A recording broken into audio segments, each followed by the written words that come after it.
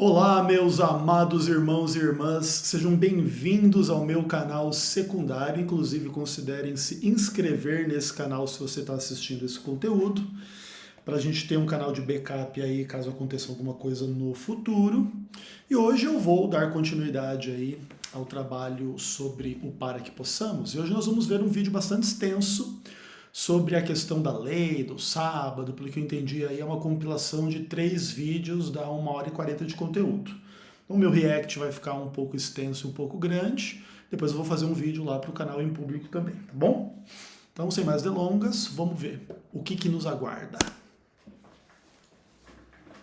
Então são 3 vídeos que valem mais do que 40 anos de escola sabatina. Então 3 vídeos maior do que 40 anos de escola sabatina. Inclusive, seria legal, tipo, fazer uma pesquisa nos textos da escola sabatina que provavelmente refutem as coisas ditas nos 3 vídeos, né?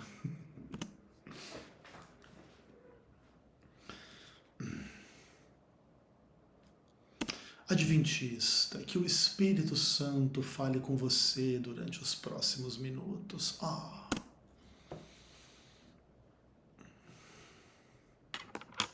No vídeo de hoje eu quero falar a respeito. Senhor Luciano Subirá o nome dele, né?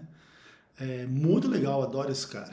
De uma das chaves para a interpretação bíblica. Não apenas para a interpretação, mas para a devida conexão entre Antigo e Novo Testamento.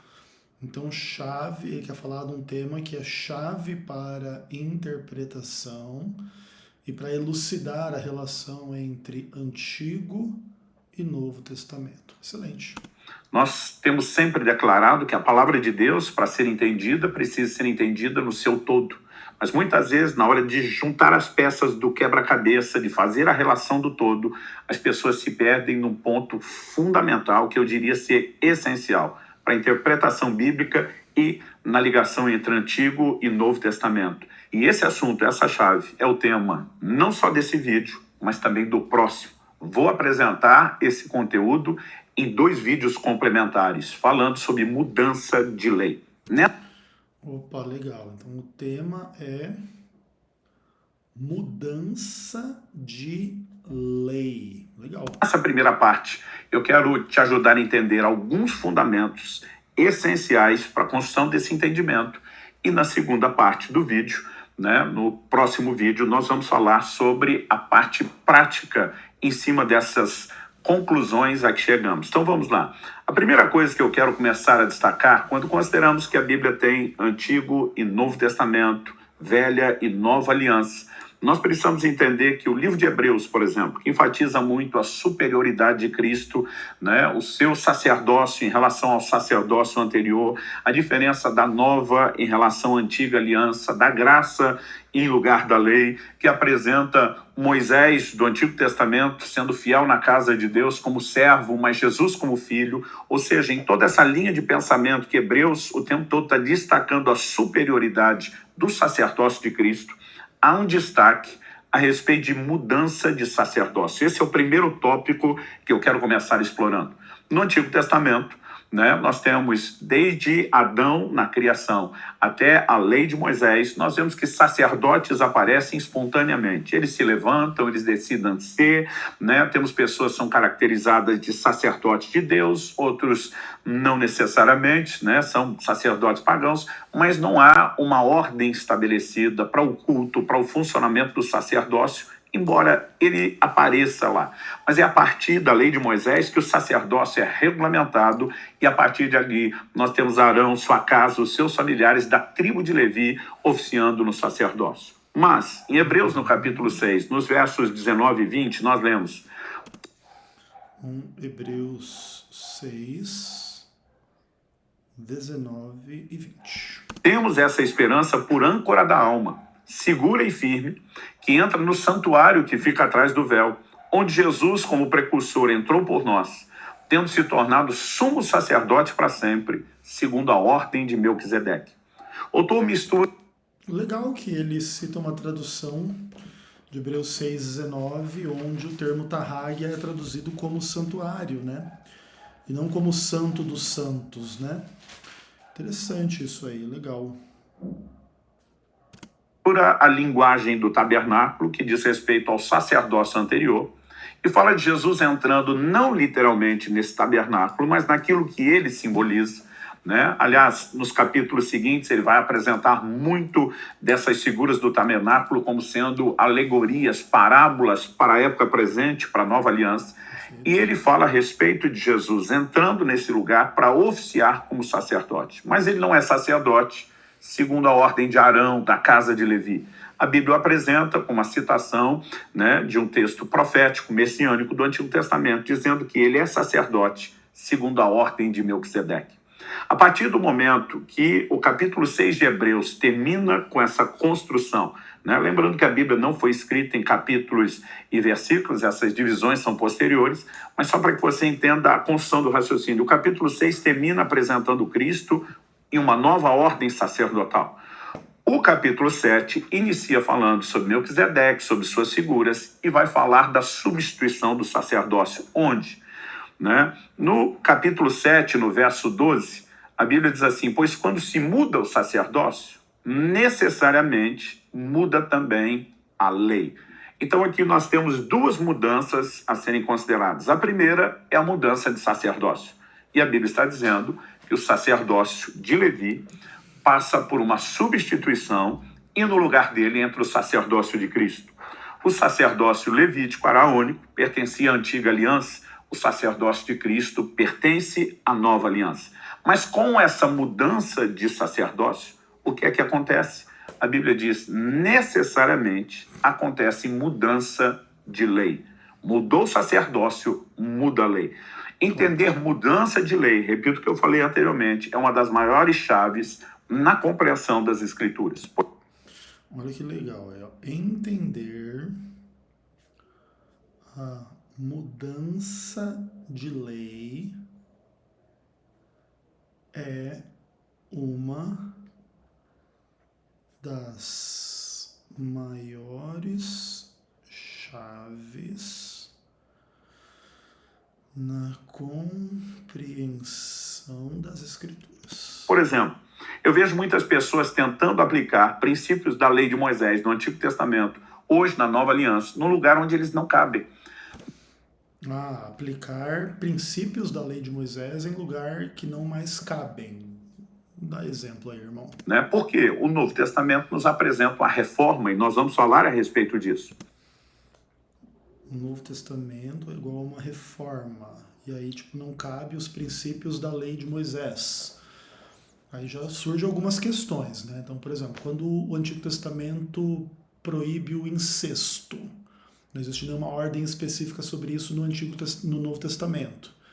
Então, quer dizer que não cabe fazer a aplicação de que incesto é pecado no Novo Testamento, na Nova Aliança. Então, as pessoas na Nova Aliança podem cometer incesto. Ou zoofilia, uma coisa que o Antigo Testamento fala que não pode fazer, o Novo Testamento não fala. Eu gostaria de que o Luciano respondesse esse tipo de pergunta, né? Mas também vejo pessoas, em nome dessa reforma, descartando aspectos da Bíblia lá do Antigo Testamento que não eram para ser descartados. Então, veja bem. Então, existe um duplo problema, né? Existe aquele que quer colocar no Novo Testamento o que não cabe no Novo Testamento, e existe o cara que quer descartar do Antigo Testamento o que não deve ser descartado. E quem faz o corte do que deve ou não deve ser descartado, deve ser ou não utilizado no Novo Testamento ou não, deve ser o Luciano Subirá. O que o Novo Testamento sustenta. Mas, de repente, ele simplesmente generaliza e diz, não, tudo aquilo terminou. E essa falta de entendimento, essa falta, né, não só de equilíbrio, mas da capacidade de ser preciso. Então a necessidade de ter equilíbrio e ser preciso. Boa. Na compreensão do que muda, do que não muda, que tem atrapalhado a muitos. Então, na compreensão do que muda e do que não muda. Acho que um dos 10 mandamentos muda, né, Luciano? Então, nós precisamos ter o devido entendimento. Me lembro que anos atrás eu estava ensinando a respeito de obediência e uma pessoa depois me confronta e diz: o senhor está por fora da revelação divina, né? O senhor nunca leu o que a Bíblia diz lá em Romanos, capítulo 10, versículo 4? Eu falei: olha, eu não só li, como sei de cor. O texto diz que o fim da lei é Cristo. Ele falou: você não percebeu o furo da sua lógica? Eu falei: não. Ele falou: o senhor está pregando sobre obediência. Só existe obediência onde tem lei, onde tem algum mandamento. Era uma lógica tão simples, eu diria até infantil, que não tinha nem o que lutar ou refutar. Falei: e? Ele falou: e como é que o senhor está pregando obediência se a Bíblia diz que não tem mais lei? Naquele momento eu falei: amigo, para. Eu acho que nem você parou para pensar na lógica que você está propondo. Eu falei: o apóstolo Paulo, que está comunicando o que comunicou, era um cara de uma mente mais brilhante do que a minha e a sua junto, e ainda falava debaixo da revelação do Espírito Santo. Então, se você falar que o Paulo está comendo bola, já é uma ofensa para a mente brilhante dele, numa lógica tão simples. Agora, você querer dizer que o Espírito Santo, que o inspirou, está fazendo isso, é pior. Não, eu falei que você está fazendo, não, ele. Falei: dá na mesma. Por quê? Se Paulo falou que você está achando que ele falou que o fim da lei é Cristo significa o fim de todo e qualquer tipo de lei, então é óbvio que eu vou concordar com você que não existe mais obediência. Mas aí você olha para mim e diz: por que você está pregando obediência se não tem lei? Mas não foi o próprio Paulo. Falei: 90% de tudo aquilo que eu fundamentei sobre obediência não são declarações de Paulo. Eu falei: você acredita que o Paulo, que ensina que não tem mais lei e logo concorda com a lógica que então não tem mais obediência, ele iria falar tanto sobre obediência? Não seria completamente ilógico e irracional se a gente seguir nessa sua linha? Não é justamente a defesa da lógica que você está me propondo que deveria fazer a gente parar para pensar que não foi isso que Paulo disse? Eu falei: da onde você tirou que não tem mais lei? Eu falei: Paulo, em Romanos 13, nos ensina a obedecer às autoridades, às E os 10 mandamentos também, ele ensina lá em Romanos 13, viu, Luciano? leis civis. Se não tivesse mais lei, a gente não tinha que obedecer nem isso.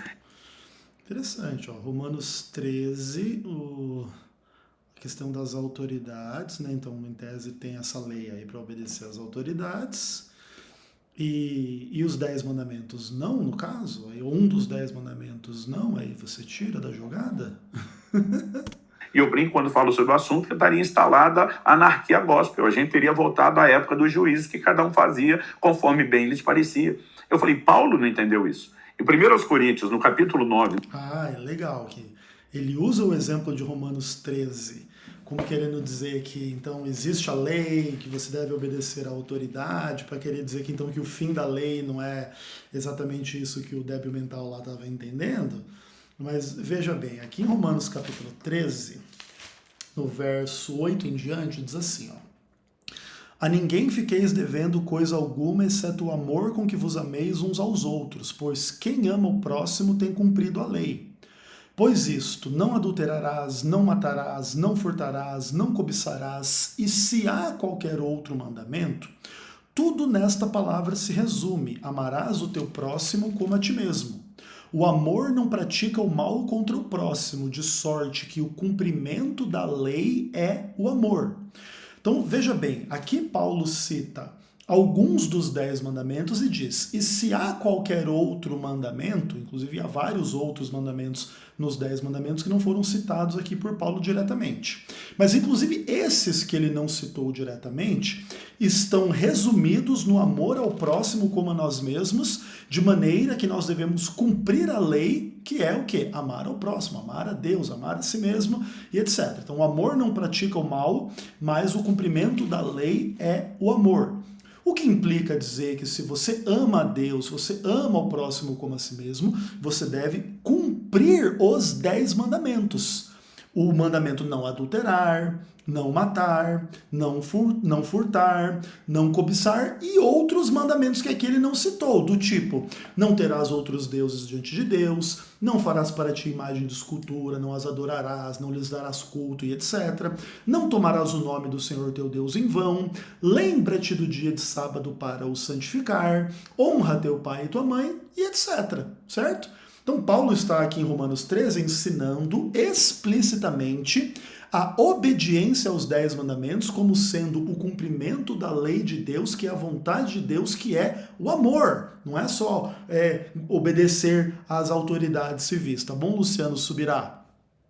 no verso 21, ele pontua com clareza, não estando sem lei para com Deus, mas debaixo da lei de Cristo. Eu falei, como que alguém que está pregando que não tem mais lei nenhuma vai explicar que ele não está sem lei, vai explicar debaixo de qual lei está? Eu falei, então, meu querido, você entendeu Paulo errado. Eu falei, nós só temos duas possibilidades. Ou você não entendeu Paulo, ou Paulo não entendeu ele mesmo. Ok, então quem pensa que o fim da lei é Cristo indica que não existe mais lei, ou entendeu Paulo errado, ou Paulo entrou em contradição. Não sendo esse o caso, o fato de Paulo pregar a lei de Deus, a lei de Cristo, não sei se vocês sabem que Cristo é Deus e tal, indica que aquela ideia lá do fim da lei é Cristo tem que ser melhor compreendida do que uma leitura débil mental e superficial da maioria. Legal. Falei, eu prefiro acreditar que você não entendeu Paulo. Aí ele olha para mim e disse, não é fim de lei é o quê? Eu falei, é fim de lei. Só não é o fim de todo e qualquer tipo de lei. Ah, então é o fim de lei, mas não de todo e qualquer tipo de lei. Paulo está falando do fim de uma lei específica. Uma lei específica, não de todo e qualquer tipo de lei. Paulo está falando de uma lei específica. Que lei específica é essa? Falei isso, ele me pergunta, e que lei seria? A minha vontade nessa hora é dizer, você tinha que ter lido mais do que Romanos 10:4. Está falando de uma lei específica. Qual lei? Não teria que ter lido mais do que Romanos 10. Legal, teria que ter lido o quê? Ter lido Romanos todo, tinha que ter lido a Bíblia toda. Então, nós precisamos... Teria que ter lido Romanos todo e Bíblia toda. Tá, mas você vai especificar qual é a lei específica que ele aboliu aí no caso? Precisamos de um entendimento maior, abrangente, para não distorcer o que a Escritura diz. Porque é a própria Bíblia que explica a Bíblia. Não, beleza, eu concordo 100% com você, Luciano. Eu só quero saber qual é a lei específica que chegou ao fim. Então, o que significa o fim da lei a Cristo? Paulo está falando do fim de uma lei específica. Qual lei é essa? Agora, se ele está deixando claro que não deixou de ter lei, então a lei que terminou foi substituída por alguma outra lei que entra no lugar da que começou. Não, veja bem, você não explicou qual lei terminou. Agora já está dizendo que alguma lei terminou e outra entrou no lugar.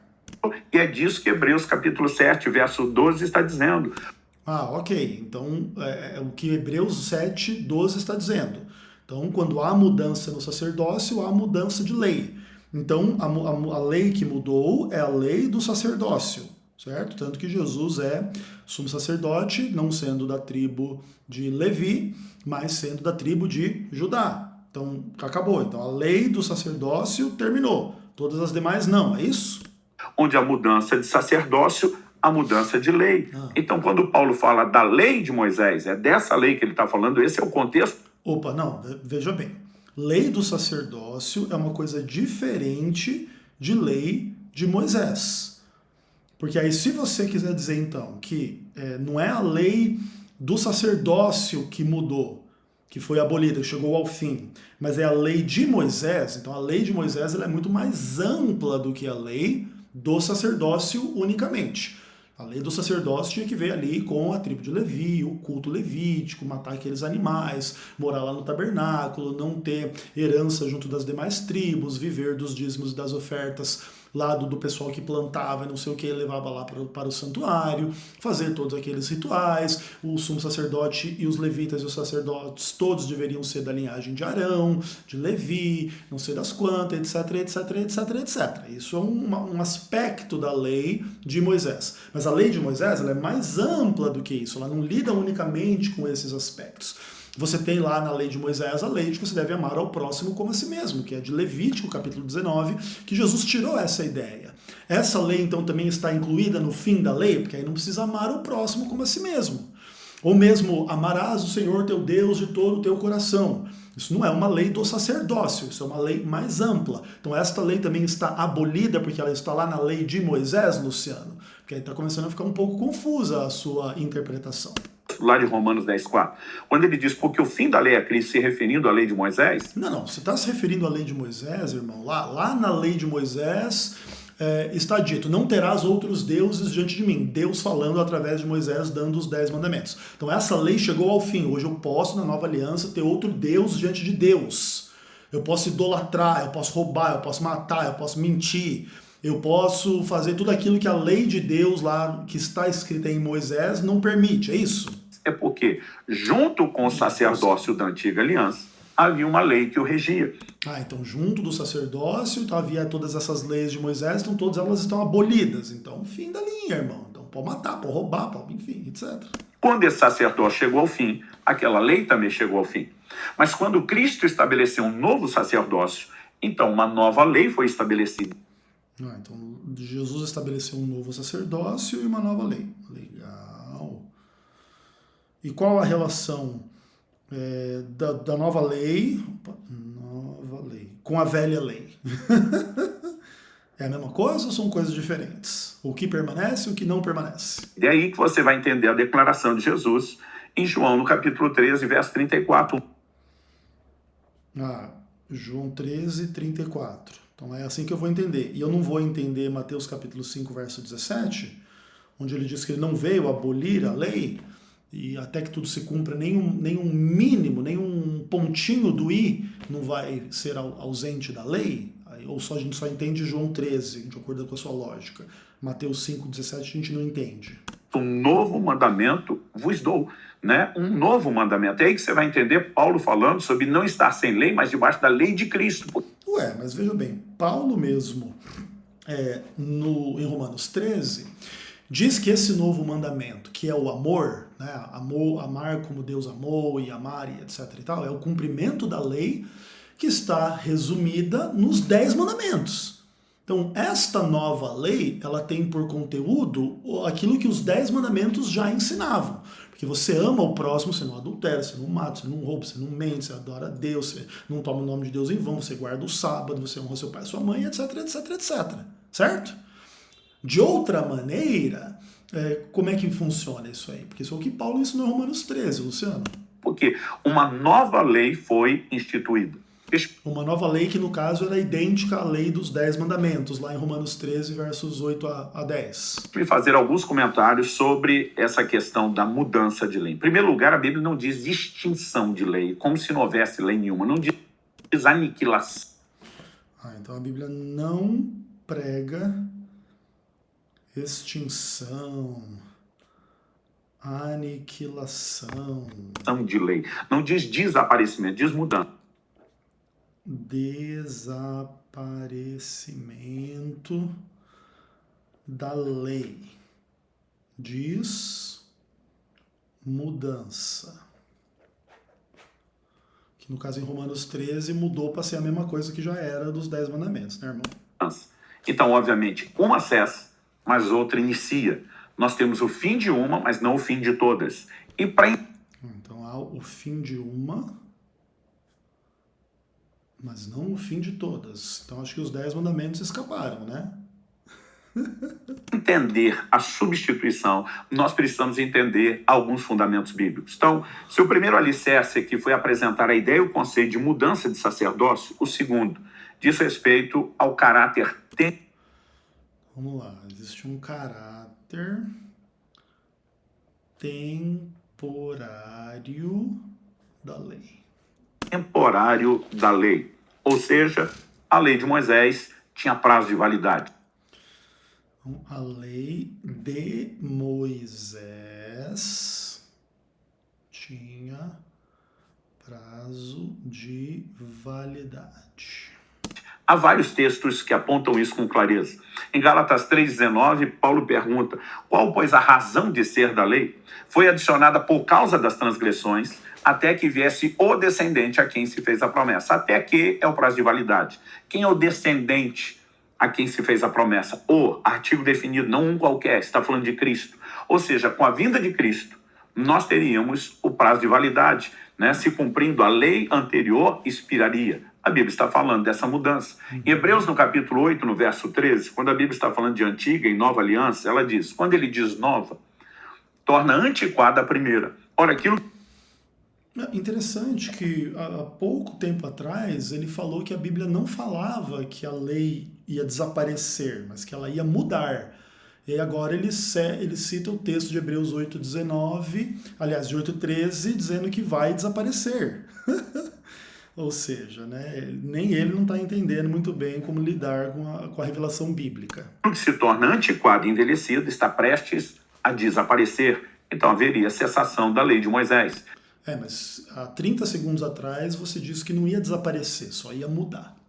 Em Hebreus, no capítulo 9, nos versículos 9 e 10, Hebreus 9, versos 9 a 10. A Bíblia, falando dos ritos cerimoniais da lei, diz assim: é isso uma parábola para a época presente. E segundo essa, se oferecem tanto dons quanto sacrifícios, embora estes, no tocante à consciência, sejam ineficazes para aperfeiçoar aquele que presta culto. Então vem a leitura no verso 10, a ótica, a perspectiva da nova aliança sob a antiga lei e seus ritos cerimoniais, os quais não passam de ordenanças da carne, baseadas somente em comidas, bebidas e diversas abluções impostas até o tempo oportuno da reforma. Abluções eram banhos, ritos de purificação. Então a Bíblia chama isso hoje de ordenanças da carne, baseada em comida, bebida, abluções, impostas só até um tempo de reforma. Se teria tempo de reforma, obviamente isso mudaria. É aí que faz sentido a declaração de Efésios capítulo 2, verso 15, quando diz que Cristo aboliu a lei dos mandamentos na forma de ordenança. Legal, então Hebreus 2, verso 15, a lei na forma de ordenanças. Então essas abluções, essas comidas e bebidas aí no templo, já era, não é isso? Então, a lei de Moisés tinha prazo de validade. E as declarações de Jesus, não só um novo mandamento vos dou, de João 13:34, mas o que ele repete por pelo menos 6 vezes no Sermão do Monte, embora não tenha feito isso só lá ele fez com frequência: ouviste o que foi dito aos antigos. E aí ele citava a lei de Moisés. Eu, porém, vos digo, e aí ele ensinava algo diferente, né? Não, diferente vírgula, né, Luciano? Porque no final das contas, o eu, porém, vos digo, não mudava nada da lei, né? Ouviste o que foi dito, não adulterarás. Eu, porém, vos digo, aquele que olhar com intenção impura já adulterou. Veja, adulterar continua sendo errado. Só que agora existe uma compreensão mais ampla do que é adulterar. Ouviste o que foi dito aos antigos, não matarás. Eu, porém, vos digo, aquele que se irar sem motivo contra o seu irmão, blá, blá, blá, blá, blá, blá, já tem lá o espírito do assassino. Não mudou o fato de que matar é errado. Inclusive acrescentou a ideia de ficar com raiva, se irar já é errado. Então não mudou nada. Enfim, não está falando o contrário do que a lei falou. Essa mudança no ensino de Jesus só faz sentido quando entendemos essa mudança de lei e entendemos... Não, é o contrário. Lá em Mateus capítulo 5, no Sermão do Monte, ele vai vir dizer que não veio mudar a lei, não veio abolir a lei. Que a mudança de lei ocasionada pela mudança de sacerdócio é porque o primeiro sacerdócio e, obviamente, a sua lei, eles tinham prazo de validade. Não, isso não é verdade, porque, por exemplo, se você pegar essa leitura do Luciano aí no caso, então lá no Antigo Testamento tinha uma lei chamada não adulterarás. Agora essa lei não existe mais, se for da forma como ele está dizendo, porque agora foi substituída por uma outra lei. Agora essa lei que substitui a antiga, a não adulterar, continua sendo a lei. Essas declarações de Jesus só se justificam quando há mudança de lei. Agora, o que eu e você precisamos entender é que desde o início em que a lei foi entregue por meio de Moisés, Deus já deixou claro que haveria mudança de lei e Deus anunciou e prometeu um novo legislador. Em Deuteronômio, no capítulo 18, no verso 15, anunciou que haveria mudança na lei. Nós lemos o seguinte: o Senhor seu Deus. Isso são palavras de Deus a Moisés, que Moisés repetiria para a nação de Israel. O Senhor, seu Deus, fará com que do meio de vocês, do meio dos seus irmãos, se levante um profeta semelhante a mim. A ele vocês devem ouvir. O que significa essa declaração? Bom, o texto não falou nada de que Deus está anunciando que vai mudar a sua lei. Está dizendo que vai vir um profeta, que você tem que ouvir o profeta. Aí o profeta vai te dizer, sabe o não adulterarás? Então continua valendo. E além disso, até olhar com intenção XYZ é adultério também. Então não pratique o adultério nem olhe. Porque se olhar e se adulterar, está pecando. Não teve nenhuma mudança na lei, do tipo, antes era pecado adulterar, agora está liberado na maravilhosa nova aliança. Declaração de Moisés: um profeta semelhante a mim. Eu já disse antes, isso não é um adjetivo que Moisés se autoimpôs, ele ouve de Deus, está repetindo. Então Deus está dizendo, eu vou levantar um outro semelhante a você, do seu nível. O que é que Deus está dizendo? Que Moisés não estava no nível dos demais. Ué, mas o livro de Hebreus não diz que Jesus está num nível superior a Moisés? Então não é do mesmo nível de Moisés, né? Inclusive quando o livro de Hebreus fala lá, né? Daquele que estabeleceu a casa é maior do que aquele que é fiel cuidando da casa, né? Querendo dizer que Jesus é superior a Moisés, não é do mesmo nível, tá, pastor Luciano? Moisés se destacava. Em Números 12:6, por exemplo, o próprio Deus diz, se há profeta no meio de vocês, eu, Senhor, me faço revelar a ele por meio de sonhos, de visões, de enigmas. Mas ele diz, com Moisés, meu servo, não é assim. Com ele eu falo face a face, como um homem fala ao seu amigo. Primeira coisa, distinguir Moisés, uma linha de comunicação direta com Deus. Segundo, ninguém operou em todo o Antigo Testamento sinais, milagres e prodígios como Moisés. Mas terceiro, a diferença entre Moisés e todos os demais profetas não era só a linha de comunicação e o nível dos sinais, mas o papel que cada um cumpriria. Enquanto a maioria dos profetas falavam para confrontar pecados, né, para anunciar eventos futuros, fossem juízos ou livramentos divinos, para falar a respeito do Messias da sua obra, Moisés foi o único que Deus alçou ao patamar de um legislador, ou seja, comunicou a lei na qual o povo haveria de andar. Meio estranho, né? Mas ok, tudo bem. Porque eu não creio que Moisés tenha sido o legislador, tenha sido só um instrumento da inspiração de Deus, o legislador. Só há um legislador, diz a carta de Tiago lá no Novo Testamento, tá, Luciano?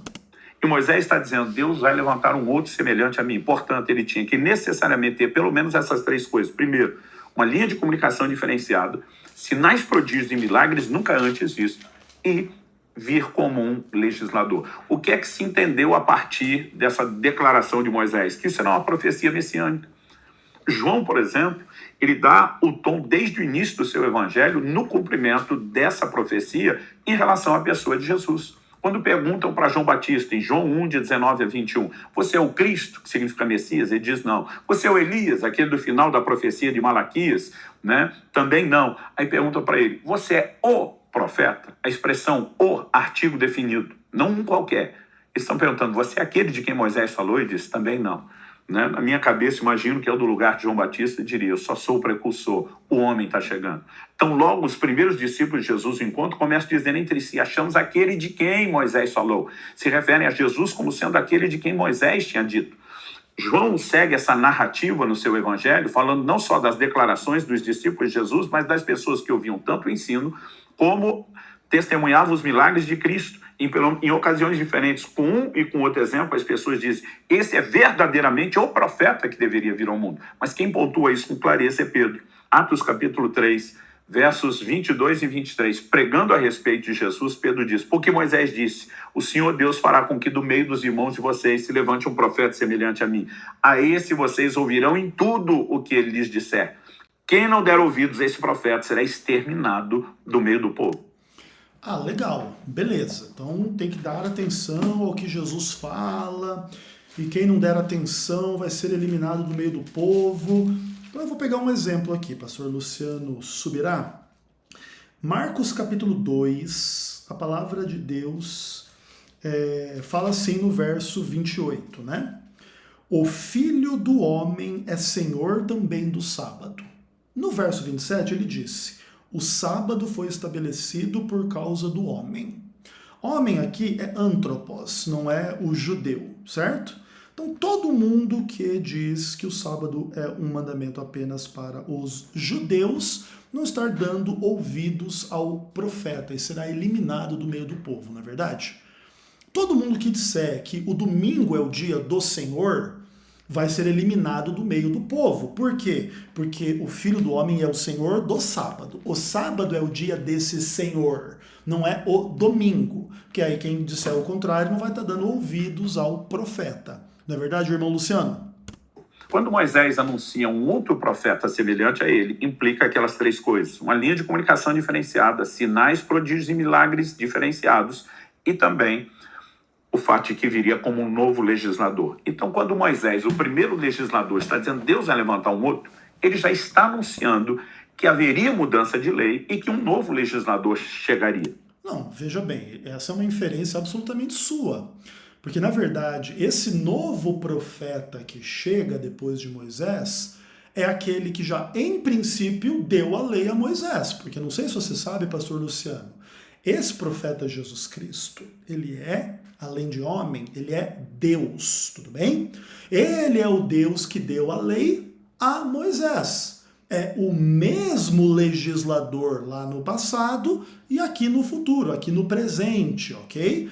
E desta maneira é necessário inclusive haver coerência entre as leis dele lá no passado e aqui no presente, né? De outra maneira, ele diz uma coisa para um povo e outra coisa para outro povo. Então, por exemplo, Deus deu a lei, não furtarás para os judeus, mas ele não deu essa lei para os gentios. Então, quando o judeu roubava, ele estava pecando, mas os demais povos não estavam pecando, não receberam essa lei. Não é verdade, irmão Luciano Subirá? Então, tem que tratar as coisas com um pouquinho mais de cuidado nessa seara sua aí, tá? Quem é ele? Cristo. Quando Jesus chega dizendo, o novo mandamento vos dou, ele está dizendo, eu sou o legislador esperado. Tinha uma linha de comunicação diferenciada e como? Ele mesmo diz, eu só falo aquilo que eu ouço meu pai falar. Tinha sinais, prodígios e milagres nunca antes vistos e como? Em João 9 nós vemos o cego de nascença curado testemunhando. Nunca se ouviu falar que alguém antes tenha aberto os olhos a um cego de nascença. Agora, Jesus vem como legislador indiscutivelmente. Ele vem trazer e estabelecer uma nova lei. Então, quando entendemos toda a preparação bíblica nessa direção, nós precisamos reconhecer que em Cristo se efetiva a mudança de lei e o caráter, temporário, transitório da lei de Moisés, seu prazo de validade se cumpre. Veja bem, Luciano, você é uma pessoa assim, inteligente, gosto muito do Luciano, inclusive, tá? Só para deixar claro que para mim é um dos melhores pastores aí, inclusive meu irmão e amigo combatente do calvinismo, né? Mas, veja bem, querido, a palavra de Deus, inclusive lá, por exemplo, na primeira carta de João, quando vai falar dessa ideia do novo mandamento, do mandamento do amor, ele vai falar, inclusive, que este mandamento era o mandamento que nós tivemos desde o princípio. Então, o novo mandamento, ele é só o velho mandamento visto de uma nova forma em função do sacrifício de Cristo, né? Que coloca essa questão de você amar ao outro num nível, num patamar maior. Mas é a mesma lei. A lei de amar a Deus, a lei de amar ao próximo, já é a lei desde o Antigo Testamento, tá? Ela não muda no Novo Testamento, tudo bem, irmão? Então, enfim. Aliás, deixa eu fazer aqui um comentário, né? Algo que se tornou muito comentado praticamente no Brasil todo. Aí, recentemente, eu vi gente falando disso em todo lugar. Foi uma disputa sobre haver ou não haver, a necessidade de uma atualização na Bíblia. E um dia alguém me perguntou, pastor, o que é que o senhor tem a dizer a respeito do assunto? Eu falei, olha, não muito. Ele falou, dá para compartilhar ou não muito? Eu falei, dá. Eu falei, se em algum momento na história houve atualização da Bíblia, da palavra de Deus, falei, foi quando o verbo se fez carne. O cara, como assim? É porque Jesus era a palavra? Eu falei, não só isso. Ele vem justamente para estabelecer uma nova lei. Ele veio trazendo reformas, como diz o livro de Hebreus, até o tempo da reforma, né? Ele não apenas, ele mudou mandamentos, ele ajustou, ele ampliou outro. Não, então peraí, eu preciso ouvir isso aqui melhor. Ele não apenas, ele mudou. Então, ó, o que Jesus fez? Ele mudou mandamentos. Então, ele mudou mandamentos. Estou curioso para saber quais. Ele ajustou, ele ajustou mandamentos. Ampliou. Ele ampliou mandamentos. Né? Ele realmente mexeu em toda. Mexeu em toda estrutura. Em toda estrutura.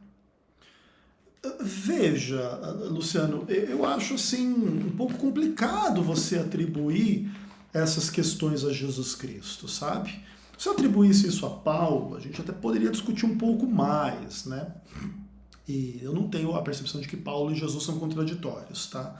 Mas o fato é que essas questões, às vezes, elas são mais trabalhadas a partir de Paulo do que a partir de Cristo. O que você está dizendo é claramente, Jesus mudou mandamentos, ajustou mandamentos, ampliou e mexeu em toda a estrutura. E aí Jesus fala, não penseis que eu vim revogar a lei ou os profetas, não vim revogar ou cumprir. Em verdade vos digo, até que o céu e a terra passem, nenhum i ou tio jamais passará da lei até que tudo se cumpra. Aquele, pois, que violar um desses mandamentos, posto que dos menores, assim ensinar aos homens, será considerado mínimo no reino dos céus. E aquele, porém, que os observar e ensinar, será considerado grande no reino dos céus. Então veja, a impressão que passa, Luciano, é que Jesus ensinou, na verdade, o oposto do que você está dizendo. Tá? Ao invés de mudar tudo, ajustar aqui para caber aqui ou ali onde não cabia antes, e mexer em toda essa estrutura, Jesus vem dizer que não vai mudar uma vírgula. O que inclusive não quer dizer que as coisas sejam simples. Tá? Não quer dizer que, por exemplo, não existiam mandamentos específicos em função do funcionamento do culto, do templo, num mundo onde não tem mais templo, não tem mais esse culto, e há uma nova aliança, e agora o santuário não está mais na terra, mas no céu, o sumo sacerdote não é mais da tribo de Levi, é da tribo de Judá, e é o próprio Senhor Jesus Cristo ressurreto. Então, obviamente, em função destas circunstâncias, já não cabe mais matar cordeiro no templo, até porque templo não existe, não é mais necessário matar cordeiro, tudo bem? Então, nesse aspecto, aquilo que Jesus realiza na cruz do Calvário faz cessar toda a economia do Antigo Testamento no que tange a esta questão específica do funcionamento do culto, do templo, do santuário, tudo bem? Isso eu, adventista, e qualquer adventista concorda 1.000.000%, tudo bem? Agora, para que ponto você vai estender estas questões? Então vamos ser claros aqui. O mandamento da guarda do sábado. Jesus mudou? Ele ajustou ou ele ampliou, considerando-o ainda válido? É isso que eu queria que você respondesse, mas acho que você não vai responder, ou eu estou errado. Quando eu falei isso, ele arregalou os olhos preocupado. Peraí, pastor, isso não abre um precedente, uma jurisprudência, tipo, se houve uma mudança, não pode ter outra? Eu falei, de jeito nenhum. Ele falou, como não? Se o senhor está admitindo que teve uma, então tem espaço para ter outra. Eu falei, de forma alguma. Então, essa discussão aí da jurisprudência é uma discussão muito legal. Vamos ver onde ele vai chegar, eu quero comentar um pouco a respeito. Falei, porque a única que houve, ela foi prevista pela própria lei.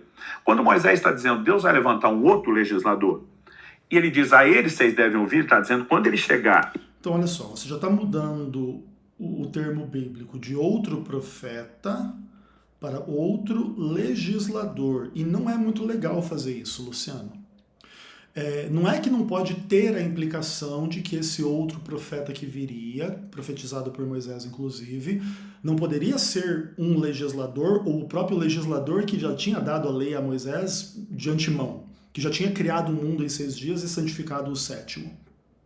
Mas o fato é que quando você começa a ser mais taxativo, aí a questão fica um pouco mais complicada, até porque Jesus não é exatamente um outro legislador, ele é o único legislador que existe mesmo, tá? Porque é Deus. E trouxe a nova lei, ouçam ele, não a mim, ele já estava anunciando a atualização. Agora, quando Jesus vem cumprindo essa palavra, ele anuncia alguma reforma ou atualização? Ele anuncia a vinda de algum legislador? Não. E não só não faz isso, como pelo... Não, veja bem, ele anuncia a vinda do Espírito Santo, que iria guiar a igreja em toda a verdade, uma verdade que eles ainda não eram capazes de suportar naquele exato momento que Jesus estava assim falando. Então, quando Jesus promete o Espírito Santo, em tese, existe sim a abertura para a hipótese de que o Espírito Santo guiaria a igreja num entendimento diferente no futuro e que isso ia implicar em mudanças nas leis divinas. Tá? Inclusive, essa é uma discussão central na discussão entre católicos e evangélicos. Né? Os católicos têm a pretensão de estarem na sucessão apostólica de Pedro e terem essa autoridade de ligar ou desligar no céu e na terra.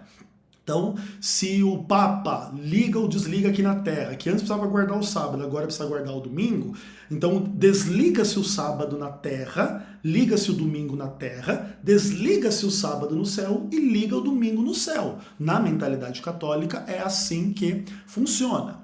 E nós, cristãos protestantes, discordamos no seguinte aspecto, de que isso cria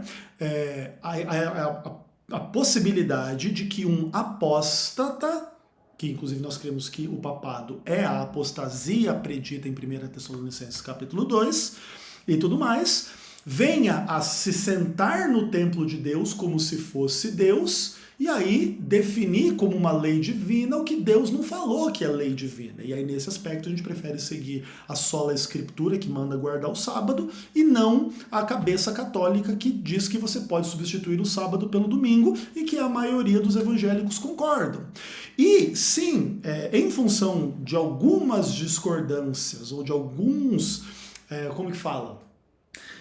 De algumas mudanças ou descontinuidades entre o Antigo e o Novo Testamento, algumas pessoas se sentem, então já que antes precisava circuncidar e agora não precisa mais, que é uma coisa mais clara na Bíblia, então antes precisava guardar o sábado, agora não precisa mais, antes precisava dar o dízimo, agora não precisa mais, antes precisava não comer carne de porco, não sei o que, agora não precisa mais, e essa mentalidade é uma mentalidade comum entre os cristãos.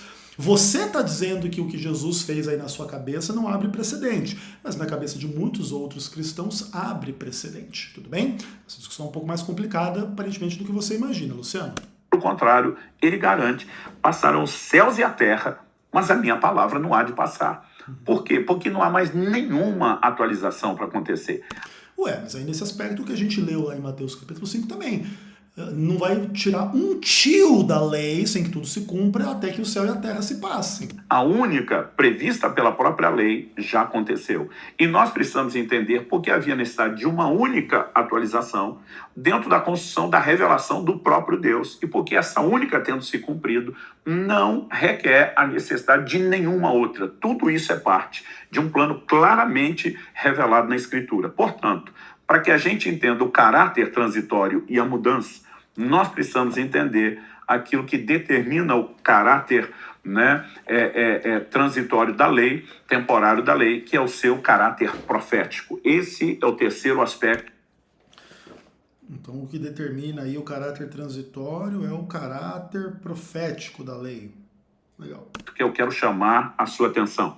Jesus diz em Mateus, no capítulo 11, no verso 13, porque todos os profetas e a lei profetizaram até João. Os profetas profetizaram, nós entendemos, mas Jesus está dizendo... Peraí, vamos lá. Mateus 11. Até João. Profetizaram até João. Os profetas profetizaram, nós entendemos, mas Jesus está dizendo que a lei também profetizou.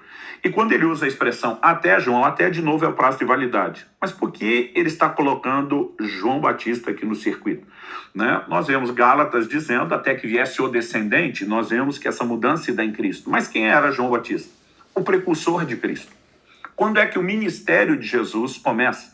Porque nós falamos que quando há mudança de sacerdócio, a mudança de lei. Quando você olha o Evangelho de Lucas, no capítulo 3, ele nos mostra que Jesus tinha 30 anos de idade quando iniciou o seu ministério. Quando a Bíblia atribui esse início? No momento em que Jesus é batizado por João Batista, seu precursor, João publicamente testemunha, eis o Cordeiro de Deus que tira o pecado do mundo. Na sequência, a voz do Pai Celeste faz ouvir de forma audível, dizendo, esse é meu filho amado em quem me comprazo. É a partir desse momento que Jesus sai e inicia o seu ministério. Ali, no início do ministério, em lugar de ministério, leia-se sacerdócio. Com mudança de sacerdócio, nós temos mudança de lei. É por isso que, a partir desse momento, você vai ver Jesus ensinando de uma forma que é divergente da lei de Moisés. Jesus ensinava de uma forma divergente da lei de Moisés. Meu Deus do céu. Jesus ensinava de forma divergente da lei que ele mesmo deu a Moisés. Pelo amor de Deus, tem gente que acha que isso é uma maravilhosa pregação, né? Débil mental Rodrigo Custódio. Pelo amor de Deus, cara. Isso aqui é uma coisa absurda que esse cara tá falando. Ouviste o que foi dito aos antigos, eu, porém, vos digo. O que não muda nada do que Moisés falou. Era pecado adulterar na época de Moisés, continua sendo pecado adulterar na época de Jesus. O que mudou foi a percepção de que não é só você transar com a mulher do outro, é você olhar com uma intenção X. Não deve ser muito difícil entender isso, Luciano. Ele, obviamente, está apresentando uma reforma da lei, uma mudança. Não. Uma reforma está tudo bem, no sentido de você ampliar o entendimento, mas mudança não. Mudança de lei. Não, reforma você pode até trabalhar com essa ideia.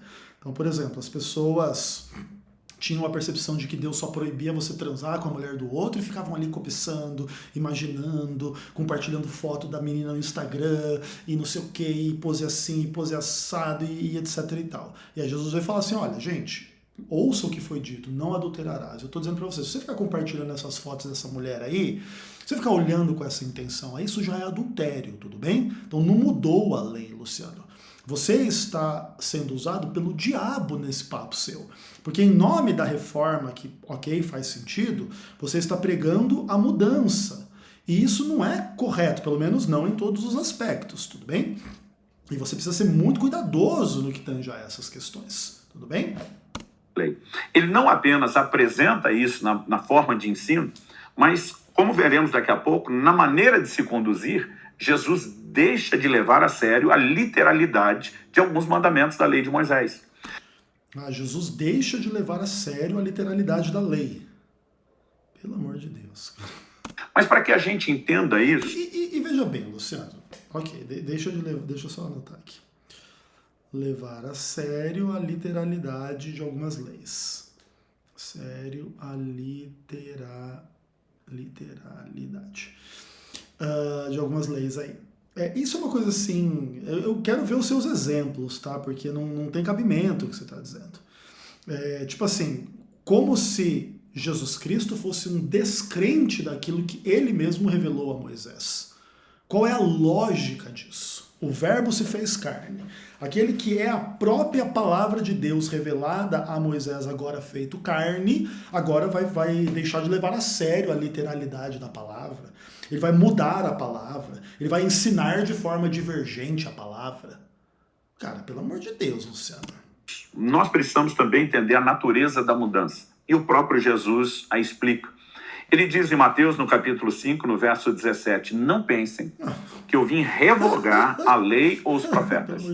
Ele pontua com clareza, não vim para revogar, mas para cumprir. Durante muito tempo eu não entendi essa declaração e onde eu buscava explicação eu também não consegui o devido entendimento. Porque eu imaginava que a expressão eu vim para cumprir, que cumprir fosse obedecer. Então na minha cabeça, peraí, se Jesus além de não revogar a lei vigente, ainda vem para obedecer, ele veio garantir a continuidade dela.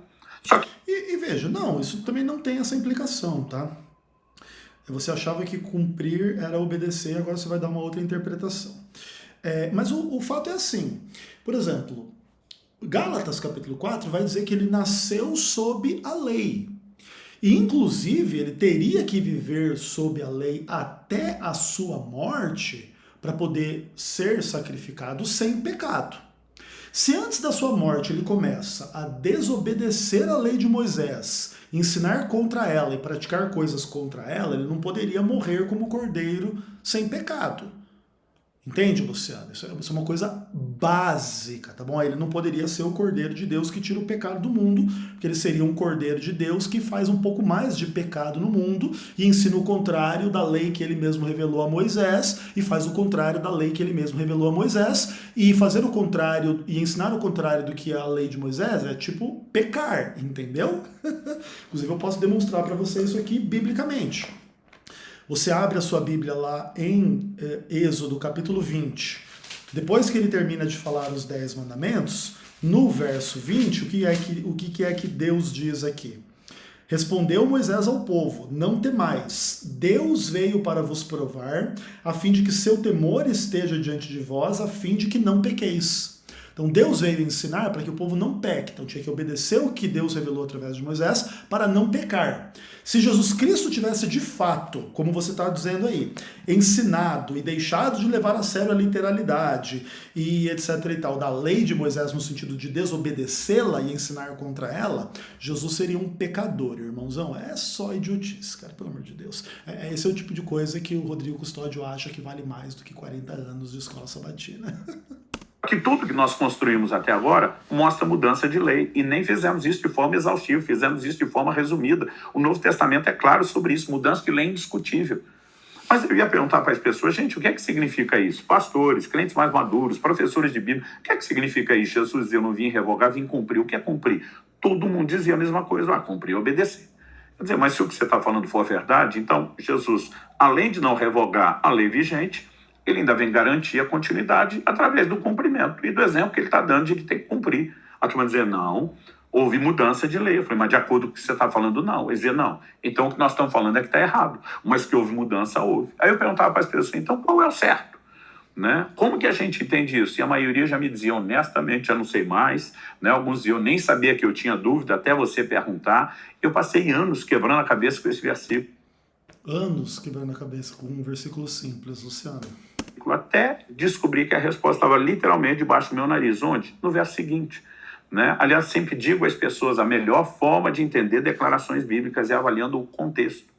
Logo depois de dizer, não pensem que vim revogar a lei ou os profetas, em Mateus 5,17.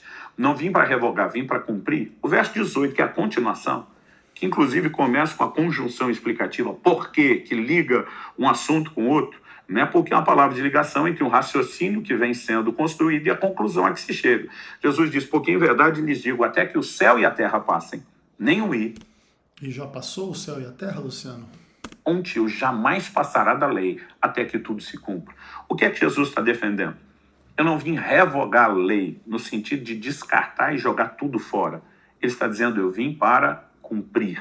Algo que as pessoas não entendem. Mesmo quando eu vejo, né, o ensino sobre a nova aliança substituindo a velha, a graça substituindo a lei, eu percebo que as pessoas, de fato, não parecem entender a visão completa. Muitos acreditam que quando passamos da lei para a graça, que houve uma mudança do plano.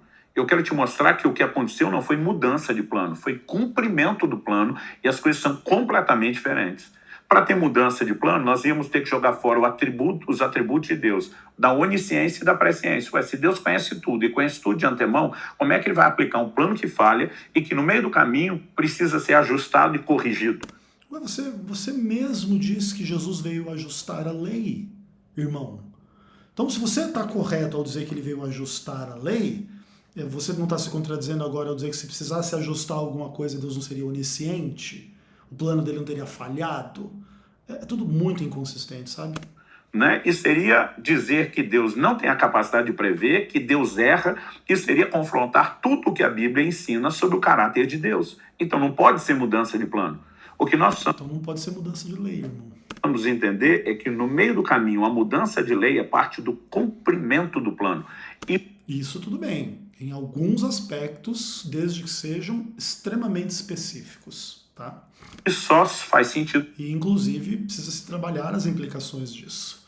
Por exemplo, quando Paulo vai defender a mudança na circuncisão, ele não vai dizer assim que porque Deus mudou.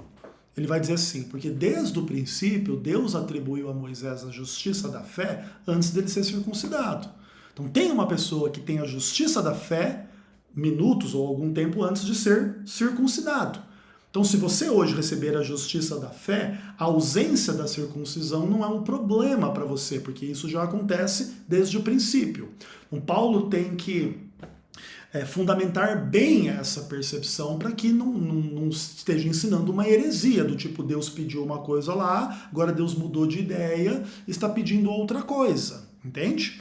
E se você quiser trabalhar com qualquer aspecto da lei de Deus que você supõe ser abolida, guarda do sábado, ou dízimo, ou comer carnes limpas e imundas, ou incesto, ou zoofilia, ou, sei lá, usar roupa de 2 tecidos diferentes, e semente, não sei o que, enfim, um monte de leis lá do Antigo Testamento, você tem que trabalhar cada caso de uma forma específica e cuidadosa, que eu duvido que é o que você vai fazer. Quando você entende o caráter profético da lei. Jesus diz, a lei profetizou até João. Então ela tinha um caráter profético. Quando Jesus diz, não vim revogar, eu vim para cumprir. Mas uma coisa engraçada, até agora ele não disse o que é cumprir, que não é obedecer. Ele falou que mudança é diferente de cumprimento, mas o que é cumprir? Cumprir. Essa ideia da palavra cumprir, do verso 17, tem que ser entendida de acordo com a do 18. Ele diz, até que o céu e a terra passem, nenhum tio jamais passará da lei até que tudo se cumpra. Se cumpra no verso 18, tem o sentido de obedecer? Não, porque a lei não se obedece. Então, como assim a lei não se obedece, irmão? Óbvio que a lei se obedece, amado. Óbvio que quando Deus fala lá pra você, não roube, aí você vai lá, não rouba, aí você tá tipo obedecendo a lei, entendeu? Qual o sentido ali? Ou, por exemplo, quando a lei diz pra você, vai lá e mata o cordeiro pelo seu pecado, aí você vai lá e mata o cordeiro pelo seu pecado, você tá obedecendo a lei, entendeu? Não é assim, a lei não se obedece, pelo amor de Deus. Cara. Cumprimento profético. Então, Deixa eu voltar aqui. ele diz, até que o céu e a terra passem, nenhum tio jamais passará da lei até que tudo se cumpra. Se cumpra no verso 18, tem o sentido de obedecer? Não, porque a lei não se obedece. Então, qual o sentido? Ali é cumprimento profético. Então, se no verso 18 Jesus está falando de cumprimento profético, por que é que no verso 17 nós achamos que está falando de obediência? Então, vamos entender. Jesus está dizendo, não vim revogar. Não se trata de mero descarte. Jesus está dizendo, eu vim cumprir tudo aquilo que a lei anuncia profeticamente a meu respeito. Eu não vim jogar fora algo que simplesmente... Por isso que ele veio ser o Senhor do sábado, não o Senhor do domingo. É isso que eu estou entendendo. Ele veio cumprir aquilo que a lei dizia a respeito dele. Então, ele é o Senhor do sábado. Lembra que lá nos 10 mandamentos, o 7º dia é o sábado do Senhor teu Deus. Aí ele veio como Deus, Senhor do sábado. Então, domingo não é o dia do Senhor. É isso, então, né? Chegamos à conclusão. Vai se tornar agora descartável. Ele diz, eu vim cumprir algo que é profético e me anuncia. Então, nós precisamos ter a perspectiva bíblica correta e entender que em todo o Antigo Testamento nós temos uma preparação para a chegada das verdades da nova aliança que nos seriam reveladas em Cristo. Por exemplo, Paulo escrevendo aos Gálatas diz que quando Deus prometeu a Abraão, em ti serão benditas todas as famílias da terra, ele estava pré-anunciando o evangelho a Abraão. Ainda nem temos a lei de Moisés, que seria dada ainda no futuro. Mas Deus já está de olho lá na frente no quê? Na chegada do evangelho.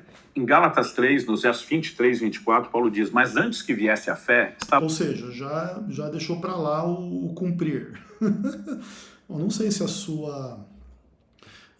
sua interpretação do cumprir aí está a melhor possível, não, tá? Nem sei se resolve o problema.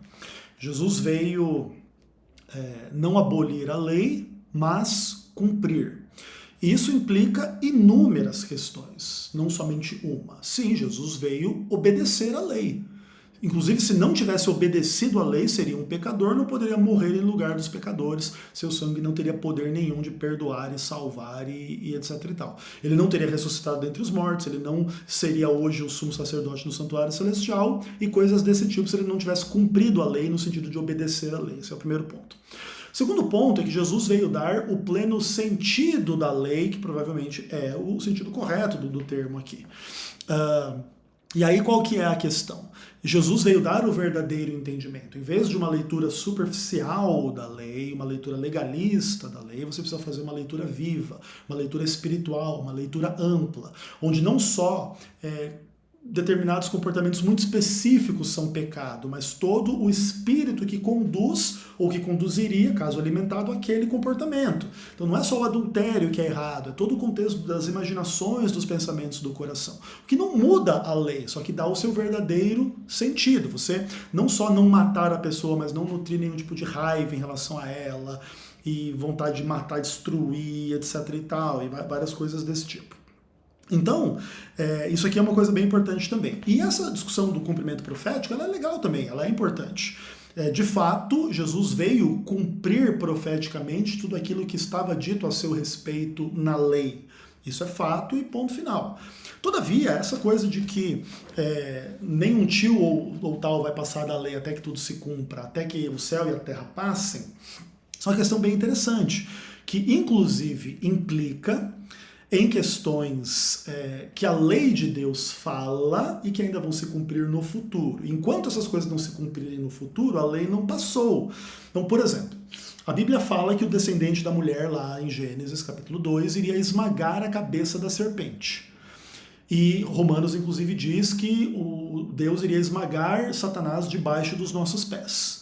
Enquanto isso não acontecer na realidade, vem acontecer daqui uma semana ou daqui 1 milhão de anos, a lei está vigente, a lei está presente. O que não quer dizer que a lei está vigente e presente para qualquer pessoa, em qualquer lugar, em qualquer circunstância, até porque parte da lei fala sobre o templo não mais existe, essa lei não mais se aplica por essa circunstância.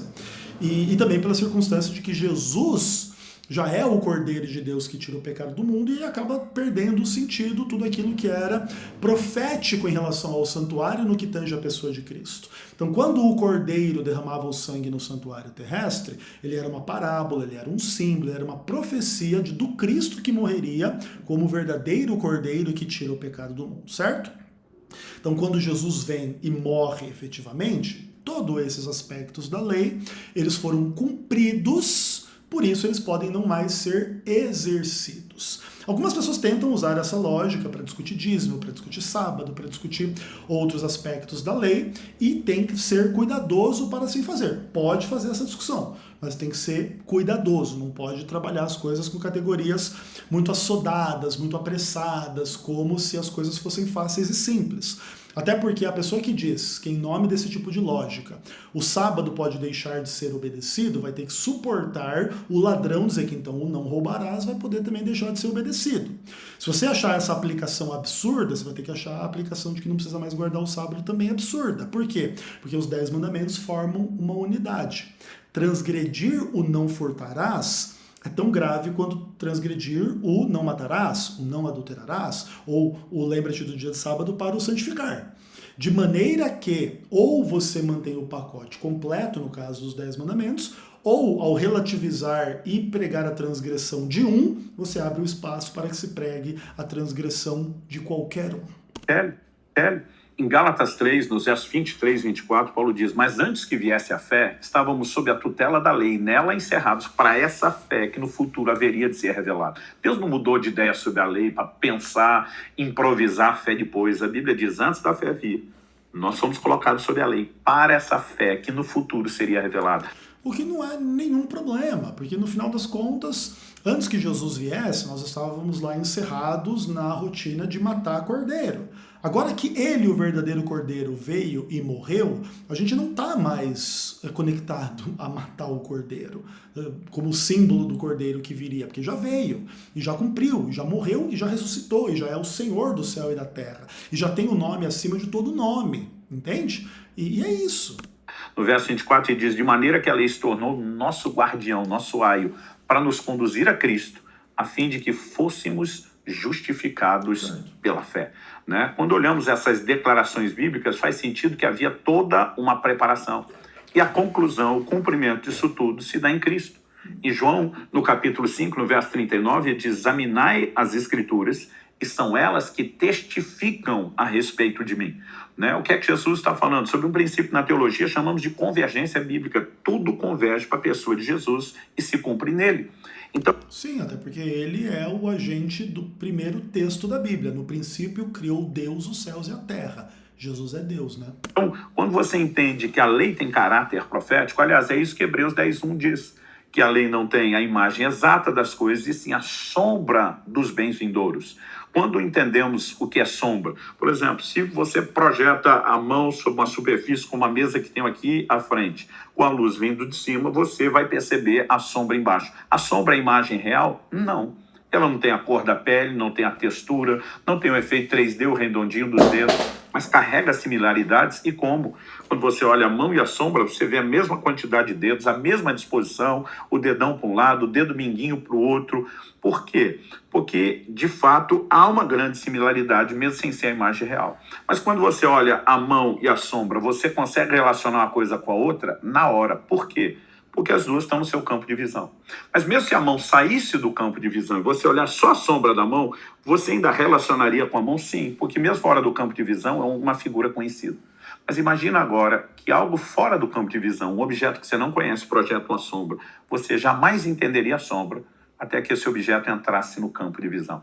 A Bíblia está dizendo que a lei não era a imagem real, era apenas a projeção de uma sombra. Que sombra é essa? O que projetava a sombra? A Bíblia diz bens vindouros. Tudo aquilo que se concretizaria em Cristo, na nova aliança, projetava do futuro para o passado sombras, figuras proféticas. Então Jesus chega cumprindo.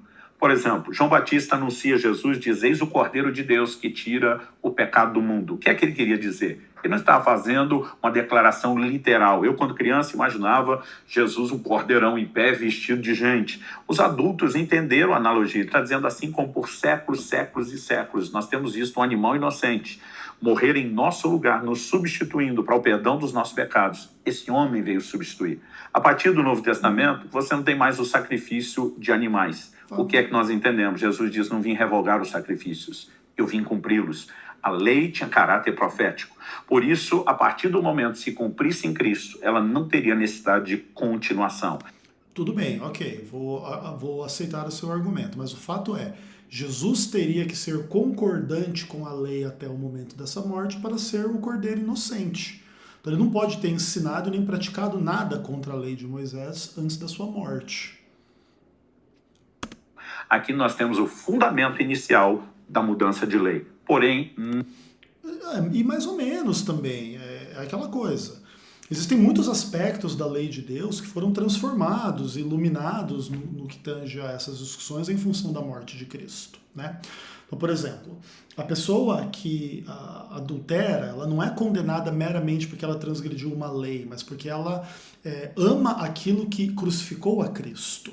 Isso, de fato, traz um entendimento bastante mais amplo do que é o pecado, da natureza maligna do pecado em relação a estas questões. Não é meramente a quebra de um código, é você estar de fato contra Deus e contra Cristo e o crucificando na sua postura de roubar, matar, adulterar, mentir, transgredir o sábado ou etc.